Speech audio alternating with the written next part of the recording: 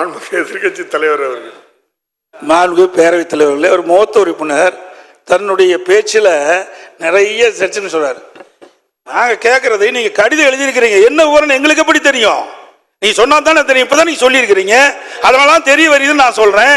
இதை நீ கிண்டல் அடிச்சு இப்பதானே வருது, இப்பதான் கடிதம் நாங்க அங்க இருந்த கடிதத்தை உங்களுக்கு கொண்டு அனுப்பணுமா? அவங்க அதாவது நீங்க சொன்னது அவங்க என்ன சொன்னா தெரிய வருகிறேன்னு தான் நீங்க சொல்ல முடியும். உங்களுக்கு கவனத்துக்கு நாங்க தரலங்கிறத அவை முன்னவர் தெளிவுபடுத்திட்டாங்க. எங்களை பேச விடுங்க பேரவைத் தலைவர்களே.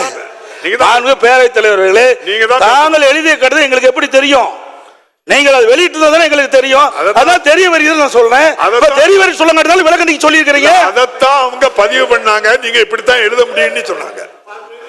அவை எதிர்க்கட்சி தலைவர்கள் அனுபவமிக்கவர், முதலமைச்சர் இருந்தவர், அமைச்சராக இருந்தவர். நீங்க முதலமைச்சராக இருக்கும்போது மத்திய சர்க்காருக்கு எத்தனையோ கடிதங்கள் எழுதினீங்க. அதுல ஒன்னாவது எங்களுக்கு கொடுத்துருக்கீங்களா? இன்னைக்கு சார் அரசு சார் ஒரு அரசு இன்னொரு அரசு சீஃப் மினிஸ்டர் பிரைம் மினிஸ்டர் எழுதுறார், அது உங்களுக்கு அனுப்பணுமா? சார் நியாயமா இருக்கு. நீங்க ஒண்ணு கேட்கற சார், இது ஆதரிக்கிறீங்களா எதிர்க்கிறீங்களா சொல்லி விடுங்க சார், முடிச்சிடலாம். மாண்புமிகு முதலமைச்சர் அவர்கள். மாண்புமிகு முதலமைச்சர். மாண்புமிகு பேரவைத் தலைவர் அவர்களே, இங்க எதிர்க்கட்சி தலைவர் அவர்கள் நாடாளுமன்றத்தில் உங்கள் உறுப்பினர் இருக்கிறாங்களா, இவ்வளவு பேர் இருக்கிறாங்க இவ்வளவு பேர் இருக்கிறாங்கன்னு பெருமையா பேசுறீங்களா, என்ன செஞ்சீங்க அப்படின்னு ஒரு கேள்வியை கேட்டார். எங்களுடைய நாடாளுமன்ற உறுப்பினர்கள் நாடாளுமன்றத்தில் கடுமையாக எதிர்த்திருக்கிறார்கள். நான் கூட எதிர்க்கட்சி தலைவர் ஒரு ஆதாரமாக பேச மாட்டார் என்று இப்பொழுது அமைதியாக இருந்தார். ஆனால் இப்பொழுது நான் விவரத்தை கேட்டு ஆதாரத்தோடு சொல்லுகிறேன். எங்களுடைய நாடாளுமன்ற உறுப்பினர்கள் கடுமையாக எதிர்த்திருக்கிறார்கள். அது மட்டுமல்ல, அங்கே போராட்டத்தில் ஈடுபட்ட நேரத்தில் அந்த மாவட்டத்தில் அமைச்சராக இருக்கக்கூடிய மூர்த்தி அவர்கள் நேரடியாக சென்று அவர்களுக்கு இந்த போராட்டத்தினுடைய தன்மையை பற்றி அறிந்து கொண்டு அதை நிறுத்துங்கள், உங்களுக்கு ஆதரவாக இந்த அரசு இருக்கும் என்று சொல்லி அதற்கு பிறகு முதலமைச்சரை கடிதம் எழுதியிருக்கிறார் என்ற விவரத்தையும் சொல்லி சட்டமன்றத்தில் இது போன்ற தீர்மானத்தை நான் கொண்டு வரப்போகிறோம் என்பதையும் அந்த போராட்டத்தில் ஈடுபட்டிருக்க சொல்லி அதற்கு பிறகுதான் இந்த தீர்மானம் வந்திருக்கிறது என்பதை நம்முடைய எதிர்க்கட்சி தலைவர்கள் புரிந்து கொள்ள வேண்டும் என்பதை தெரிவித்துக் கொள்கிறேன். மாண்புமிகு அவை முன்னவர். மாண்புமிகு எதிர்க்கட்சி தலைவர் கூட திமுக எதிர்க்கவில்லைன்னு சொல்ல, தெரிகிறது சொன்னார். எதிர்க்கவில்லை என்று தெரிகிறது, அதே சொல்றீங்களா சார் நீங்களா சார்? மாண்புமிகு எதிர்க்கட்சி தலைவர். மாண்புமிகு பேரவைத் தலைவர்களே, நீங்க கடிதம் எழுதியிருக்கிறீங்க, அதுல என்ன வாசனை எங்களுக்கு என்ன தெரியும், என்ன விவரம் தெரியும், அதனாலதான் தெரிய வருகிறேன்னு சொல்றேன். ஆகவே ஒரு பொருள் தெரிஞ்சாதானே சொல்ல முடியும். நீங்க கடிதம் மத்திய அரசுக்கு எழுதியிருக்கிறீங்க, என்ன விவரம் எழுதிருக்குன்னு எங்களுக்கு எப்படி தெரியும்? அதாவது மத்திய அரசு உங்களுக்கு பதில் கடிதம் கொடுத்துருக்காங்க, அதில் என்ன விவரம் இருக்கு? இப்ப பிரச்சனை வரங்காட்டி நீங்க பேசுறீங்க, அந்த பிரச்சனை எங்களுக்கு ஆழம் தெரிஞ்சிருக்க வேணும்ல எதிர்க்கட்சிக்கு, அதை நீ வெளிப்படுத்தலையே. நிறைய கடிதங்கிறது இது முக்கியமான பிரச்சனை, மக்களுடைய பிரச்சனை, மக்கள் வாழ்வாதார பிரச்சனை, மக்கள் பாதிக்கப்படுகின்ற பிரச்சனை. அப்படி பிரச்சனை வருகின்ற பொழுது நீங்க தனி தீர்மானம் கொண்டு வருகின்ற பொழுது அந்த விவரம் எதிர்க்கட்சிக்கு தெரிய வேணும்ல, மக்களுக்கு தெரிவிக்கப்பட வேணும்ல. நீங்க தனி தீர்மானம் கொண்டு நிறைவேற்றணும், ஆமாம் போட்டு நாங்க போகணும், எதையுமே சொல்லக்கூடாது, எதையும் விளக்க கேட்க கூடாது. என்னங்க நியாயம்? அவை முன்னவர் உட்காருங்க. இல்ல கோபப்படாதீங்க சார். நான் எழுதிய கடிதத்தில் என்னென்ன தெரிவித்தேன் என்று அதை சொன்னேன்.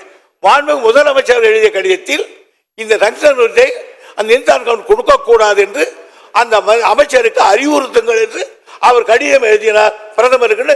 அந்த கடிதத்துக்கு 2 சரத்தையும் கூட்ட சொல்லிட்டேன். நீ இதுக்கு மேல என்ன வேணும்? அந்த காப்பி வேணுமா?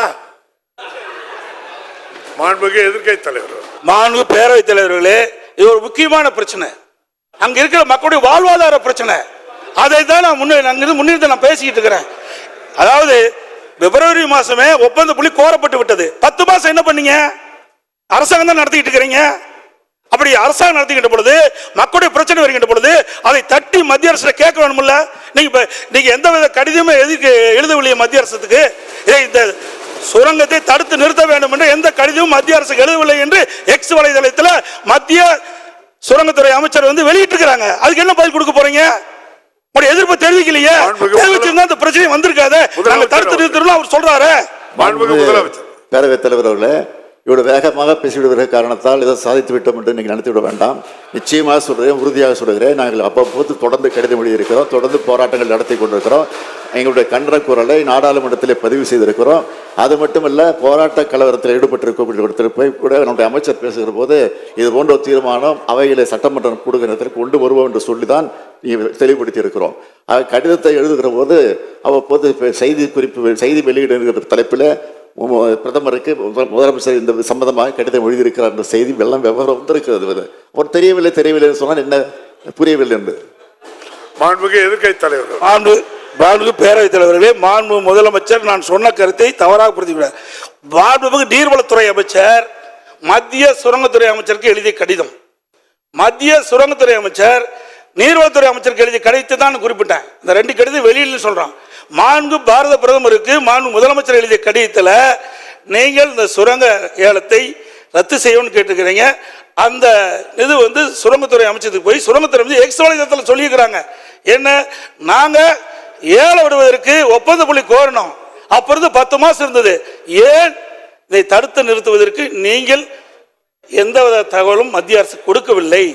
எக்ஸ் வலைதளத்தில் வெளியிட்டிருக்கிறாங்க. முதலமைச்சர் எழுதிய கடிதத்திற்கு மத்திய சுரங்கத்துறை அமைச்சகம் பதில் கொடுத்திருக்குது. அதுக்கு தான் நான் கேட்கிறேன், 10 மாத காலம் நீங்க என்ன செஞ்சீங்க? அப்பவே செஞ்சிருந்தா இதை நான் பேசிடுறேங்க. அப்பொழுதே இதற்கு உரிய அப்புறம் நீங்க பதில் எழுதலன்னு கேட்டிருக்கீங்க. இதை அப்பொழுதே தடுத்து நிறுத்திருக்கலாம். அதைத்தான் நான் சொல்ல வரேன். நீங்க 10 மாத காலமாக இந்த அறிவிப்பு வெளிவந்த ஒப்பந்தம் வெளியிட்ட பிறகு டங்ஸ்டன் சுரங்கம் அமைப்பதற்கு ஒப்பந்தம் கோரப்பட்டு 10 மாத காலமாக நீங்கள் எங்களுக்கு எந்த தகவலும் கொடுக்கப்படவில்லை அப்படி என்று முதலமைச்சர் எழுதிய கடிதத்திற்கு எக்ஸ் வலைதளத்தை மத்திய சுரங்கத்துறை அமைச்சகம் கொடுத்திருக்குது. அதுதான் நான் கேட்கிறேன். அவை முன்னவர் நீங்க நீர்வளத்துறை அமைச்சர் எழுதினார், முதலமைச்சர் எழுதினார். அவங்க என்ன கடிதம் எழுதுனாங்க அப்படின்னு கேட்குறாரு. எழுதுனாங்க. எனக்கு இப்படின்னு தெரிஞ்சிருந்தா அந்த போஸ்ட் ஹவுஸ் முத்திரையோட கொண்டு வந்துருப்பேன். 2/11/2023 அன்று ஒன்றிய சுரங்கத்துறை அமைச்சர் அளித்த பதிலில் உரிய சட்ட திருத்தங்களை மேற்கொண்ட பிறகே இந்த ஏலம் விடுவதாகவும் தேசிய அளவிலான தேவைகளை கருத்தில் கொண்டு மாநில அரசுகள் இந்த கொள்கைக்கு ஒத்துழைக்க வேண்டும் என்று குறிப்பிட்டிருந்தார். இல்லை என்றார்.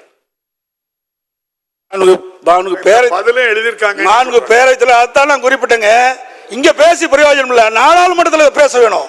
நாடாளுமன்றத்தில் கனிம வள திட்டத்தை மாண்புமிகு முதலமைச்சர் நாடாளுமன்றம் கூடி கலந்துட்டு தான் இருக்க தவிர அங்கே தொடர் கூட்டம் நடந்ததாக செய்தி வரல இது வரைக்கும் நமக்கு. ஆனால் கிடைக்க நேரத்தெல்லாம் பயன்படுத்தி அதை எதிர்ப்பு தெரிவிச்சிருக்கிறோம். நாடாளுமன்றம் கூடுகிறது, அதற்கு பிறகு அங்கே அவையை ஒத்தி வைக்கப்படக்கூடிய சூழ்நிலை நடந்துகிட்டு இருக்க தவிர தொடர்ந்து நடந்துகிட்டு இல்லை. இது எதிர்க்கட்சி தலைவர் அவர்கள் பத்திரிகையிலையும் படிச்சிருப்பார் நினைக்கிறேன். திடீர்னு ஒரு நாள் ஒரு 100 பில்லை பாஸ் பண்ணி விட்டுருந்தாங்க நாடாளுமன்றத்தில். மாண்பு பேரவையில் 2023ஆம் ஆண்டு நாடாளுமன்றத்தில் கனிம திருத்த சட்டத்தை கொண்டு வந்து 2023ஆம் ஆண்டு இப்ப இல்ல. மாண்புமிகு பேரவையில் அப்போ எதிர்ப்பு தெரிவிச்சிருக்கிறோம். எதிர்ப்பு தெரிவிக்கல தவறான தகவலை இங்கே பதிவு பண்ணிக்கிட்டீங்க. அதை நான் அதுக்கு தெளிவுபடுத்திட்டேன். எதிர்ப்பு தெரிவிச்சிருக்கோம், திமுக சார்பில் அங்கே எதிர்ப்பு தெரிவிச்சிருக்கிறோம். சரி. மாண்புமிகு பேரவைத் தலைவர்களே, மாநிலத்தினுடைய உரிமை பறிபோகின்ற பொழுது அதற்கு ஏற்றவாறு நாடாளுமன்றத்திலே நம்ம நாடாளுமன்றம் அழுத்தம் கொடுத்திருக்கணும். அவை ஒத்துழைக்கின்ற அளவிற்கு அழுத்தம் கொடுத்தா தான் அது நடக்கும். சட்டம் நிறைவேறியாச்சு. இப்ப சட்டம் நிறைவேறின பிறகு நீங்க தீர்மானம் கொண்டு வந்து என்ன செய்ய போறீங்க சொல்லுங்க. தீர்மானத்தை ஒரு முறை நிறைவேற்றோம் பண்ண முடியாது. முதலமைச்சர் சட்டம் நிறைவேறதுன்னா எங்களுடைய ஆதரவு நிறைவேறிச்சு. நாங்க எதிர்ப்பு தெரிவிச்சிருக்கிறோம். அது நாடாளுமன்றத்தில் பதிவாயிருக்கு. எப்படி நிறைவேறதுன்னா நாங்கள தடுத்துக்க முடியுமா? நாங்கள் மெஜாரிட்டி அவங்க இருக்கும்போது இப்படி பண்ண முடியும் சொல்லுங்க. நீங்களும் அங்கே குரல் கொடுத்தோம் நாங்கள் சபையை நடத்த விட்டு பண்ணு பல பேர் சொல்லியிருக்கீங்க. அப்போ எல்லாம் சபை அவன் நிறைவேற்ற தீர்மானத்தை தடுத்து நிறுத்திட்டீங்களா? நீங்கள் சொல்லுங்க. முன்னவர் 2003 சட்டம் நிறைவேற்றாங்க. அது வரையும் நீ உடனே சொல்லியிருக்க வேண்டாமா? அட்டோன்ஸ் இமிடியட்லி 3/10/2003 அன்று நான் அந்த மத்திய அரசு கடிதம் எழுதியிருக்கிறேன். ஆக நிறைவேற்றினாங்க, தெரிஞ்சது, கடிதம் எழுதணும், வச்சிருக்கோம். மாண்புமிகு எதிர்க்கட்சி தலைவர் அவர்கள் நான் பேரவைத் தலைவர் அதை எதிர்க்கு நான் அதுதான் ஆரம்பத்திலே சொன்னேன். பிப்ரவரி 2024 பிப்ரவரி மாதம் டங்ஷன் சுரங்கம் அமைப்பதற்கு ஒப்பந்தம் கோரப்பட்டு 10 மாத காலமாக என்ன செஞ்சீங்க? எதுவுமே செய்யலையே. இப்போ எடுக்கிற நடவடிக்கை அப்போ எடுத்திருந்தா இதை தடுத்து நிறுத்தி இருக்கலாம் நான் சொல்றேன். இல்ல அது மட்டும் இல்ல, ஒரு சட்டம் மத்திய அரசு கொண்டு வருகின்ற பொழுது மாநில உரிமை பாதிக்கப்படுகின்ற பொழுது அங்க அழுத்தம் கொடுத்தே ஆகணும். அதுக்கு தானே எம்பி போறாங்க. சும்மா நான் எழுத்தேன் நிர்வாகிட்டு அப்புறம் ஏன் கொண்டு வரீங்க?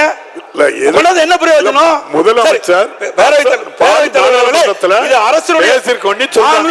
தலைவர்களே, அரசுடைய அலட்சியத்தால் இன்றைக்கு அவங்க பகுதி மக்கள் பாதிக்கப்படுறாங்க. அதைத்தான் நான் சொல்றேன். அவை முன்னவர் மாண்புமிகு எதிர்க்கட்சிகள் கொண்டு சொல்லுகிறேன். இது மாதிரி எதிர்த்தோம். நான் என் கடிதம் எழுதினா அவர் எழுதினார், சுற்றுச்சூழல் எழுதினார். எதுக்கும் பணியாத காரணத்தால் தான் இந்த மன்றத்துக்கு இந்த மன்றமே இதை அந்த திட்டத்தை எதிர்க்கிறது, இந்த தீர்மானத்தை ஆதரிக்கிறதுன்னு கொண்டு வந்திருக்கோம். நீங்கள் இப்போ என்ன சொல்றீங்க? இந்த திட்டம் நமக்கு தேவையில்லாத ஒன்று தானே, சுரங்கம் வரக்கூடாது இல்லையா? அப்படின்னா தீர்மானத்தை ஆதரிங்க. இல்லை சுரங்கத்தை வேதாந்தா பக்கமோ நீங்களும் சேர்ந்துக்கிட்டா ஆதரிச்சுக்கோங்க. மாண்புமிகு எதிர்க்கட்சி தலைவர் அவர்கள், மாண்புமிகு பேரவைத் தலைவர்களே, இதுவரை அலட்சியமா இருந்துவிட்டு இப்படி பதில் சொல்வது சரியல்ல. ஏனென்றால் ஒரு அரசாங்கம் அவ்வப்போது விழித்துக் கொண்டு மக்களுக்கு பிரச்சனை ஏற்படும் தீர்த்து வைக்கணும். அலட்சியமாக இருந்தது சொல்றாரு. எந்த விதத்திலும் இந்த திமுக ஆட்சி அலட்சியமா இருந்தது இல்ல. பொது மக்களுடைய பிரச்சனை பொறுத்தவரை நாங்கள் இது வரைக்கும் அலட்சியமா இருந்தது கிடையாது. அலட்சியமா இருந்தங்கிற அவை குறிப்பிலிருந்து நீக்கிறேன். அலட்சியம் வேண்டாம். நான்கு பேரவைத் தலைவர்களே, நீங்க அந்த ஆசனம் அலட்சியம் என்பது அலட்சியம் என்பது அது அன்பார்க்க. அதாவது எதுக்கு பேசுறீங்க? எதுக்கு தீர்மானங்களை பேச விட்டுட்டு எதிர்கட்சி என்ற முறையில், பிரதான எதிர்கட்சி என்ற முறையில் அரசு சரியான முறையில் நடவடிக்கை எடுத்திருந்தா ஆரம்ப காலகட்டத்தில் தடுத்திருக்கலாம் சொல்றேன். அதுதான் இத்தனை வரைக்கும் பேசிட்டு இருக்கிறேன். வேற என்னதான் நாங்க சொல்றோம்? அது மட்டும் இல்ல, இதுல சில முக்கியம். முதலமைச்சர் இப்ப கடிதம் எழுதியிருக்கிறார். இது ஒப்பந்த புள்ளி விடுகின்ற பொழுதே கடிதம் எழுதியிருந்தா இது நிறுத்தப்பட்டிருக்கும். இரண்டாவது, முதலமைச்சர் பேரவைத் தலைவர்களே திரும்ப திரும்ப அதையே சொல்லிக் கொண்டிருக்கிறார். இல்ல ஒன்றிய அரசு இது விஷயத்துல ஏலம் விட்டு விட்டுவதாக சொல்லிக் கொண்டிருக்கிறார். இந்த அரசை பொறுத்தவரைகள் நிச்சயமாக சொல்கிறேன், ஏலம் விட்டாலும் சரி, நிச்சயமாக உறுதியாக இந்த அரசு அதற்குரிய அனுமதியை தருவதற்கான வாய்ப்பே கிடையாது. அதில் திட்டவட்டமாக இருக்கிறோம். இதுதான் முடிவு. மாண்புமிகு எதிர்க்கட்சி தலைவர் அவர்கள், நான் என்னங்க அடுத்து பேசக்கூடாதா? பேசுங்க. மக்களுடைய பிரச்சனைங்க சட்டமன்றத்தில் பேசி தயவுசெய்து அமைதியா இருங்க, உட்கார்ந்துட்டு பேசணும். நீங்க மாண்புமிகு பேரவைத் தலைவர்களே, நான் அவையுடைய கவனத்திற்கு கொண்டு வருவது, இதையெல்லாம் முன்கூட்டியே நடவடிக்கை மேற்கொண்டிருந்தால் இவ்வளவு பிரச்சனை வந்திருக்காது. மக்கள் போராடி இருக்க மாட்டாங்க. அதைத்தான் அரசுடைய கவனத்துக்கு கொண்டு வர்றாங்க. அது மட்டும் இல்ல, மாண்புமிகு அவை முன்னவர், மாண்புமிகு எதிர்கட்சி தலைவருக்கு உறக்கமா பேசுறாரு, நானும் பேசிடுவேன். ஏற்கனவே இந்த திட்டத்தை எல்லாம் நாங்கள் முயற்சி எடுத்து மத்திய சர்க்காருக்கு தெரிவித்து அவர்கள் ஆன காரணத்தால் தான் இந்த தீர்மானத்தை கொண்டு வந்திருக்கிறோம்.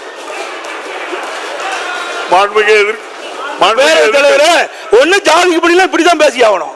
வேற எப்படி பேச முடியும்? என்ன பேச முடியும்? உங்களுக்கு சரக்கு இருந்தாலும் பேச முடியும். நீங்க முதலமைச்சர் ஒன்றுக்கும் வார்த்தையெல்லாம் பயன்படுத்தாண்டா. அது நீங்க முன்னால இப்படி பேசுற என்ன அர்த்தம்? நீங்க சரியான முறையில் என்ன சட்டமன்றம் தானே, ஒரு மூத்த உறுப்பினர் மற்றவருக்கு வழிகாட்டியா இருக்கணும். அதை விட்டுட்டு என்ன இதுக்கெல்லாம் பயப்பட மாட்டாங்க. மக்களுடைய பிரச்சனை உயிரை கொடுத்தாலும் காப்பாற்றுவாங்க. நீங்களும் அதே வார்த்தை என்ன நடக்காது.